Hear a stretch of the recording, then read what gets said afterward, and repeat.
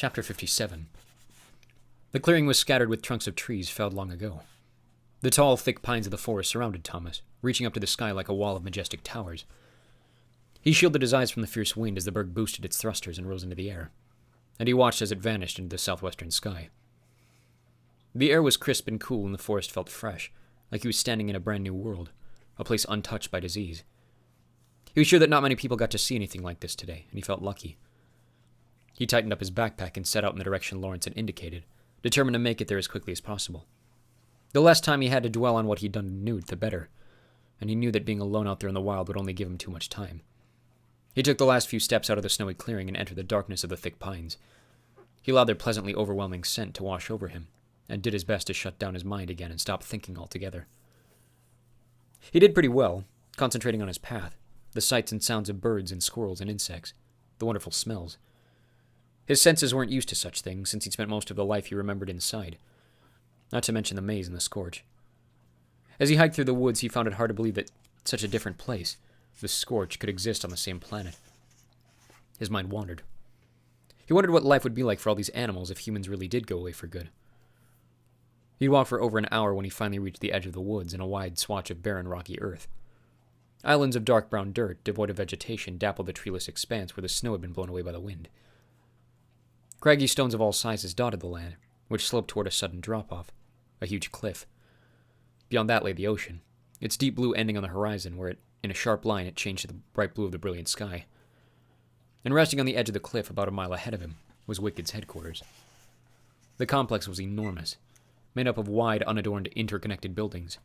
The walls were peppered with narrow slits in the white cement, allowing for an occasional window. One rounded building rose up amid the others like a tower. The fierce weather of the region, mixed with the moisture from the sea, had taken its toll on the facades of the buildings. Cracks spiderwebbed the exteriors of the complex, but they looked like structures that would exist there forever, unyielding to whatever man or weather threw at it. It called to mind a barely held memory of something from storybooks, some sort of haunted asylum. It was a perfect place to house the organization trying to prevent the world from becoming just a madhouse. A long, narrow road led away from the complex, disappearing into the forest. Thomas set out across the rock-strewn section of earth. An almost disturbing quiet settled over the land. The only thing he could hear besides the thump of his footsteps and his own breathing was the sound of distant waves breaking on the bottom of the cliff, and even that was faint. He was certain that the people at Wicked had spotted him by now.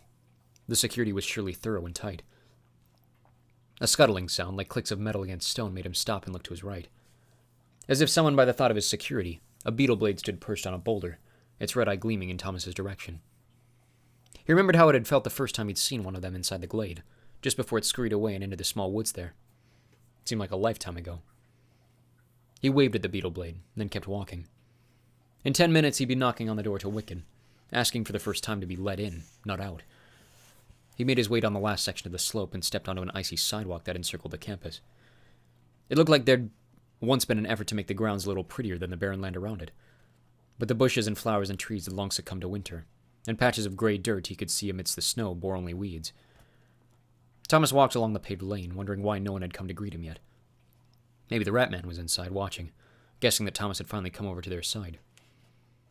2 more beetle blades captured his attention, both roaming the snow-covered weeds of the flower beds, scanning left and right with their red beams as they scuttled along.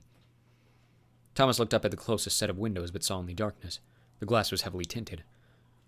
A rumble coming from behind made him turn to look. A storm was moving in, its clouds dark and heavy, but it was still a few miles distant.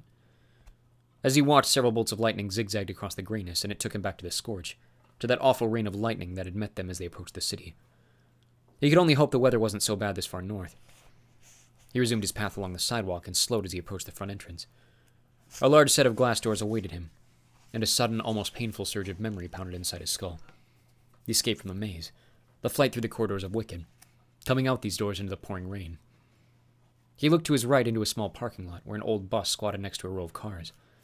It had to be the same one that had run over that poor flare-infested woman, then whisked them away to these dorms where their minds were played with, and a flat trans eventually took them to the scorch. And now, after all he'd been through, he stood at Wicked's threshold, there by his own choice. He reached out and knocked on the cold, dark glass in front of him. He could see nothing on the other side. Almost immediately, a series of locks disengaged, one after the other. Then one of the doors swung out. Jensen, who'd always be the Rat Man to Thomas, extended a hand. "Welcome back, Thomas," he said. No one believed me, but I've been saying all along that you'd return. I'm glad you made the right choice. Let's just get on with it, Thomas said.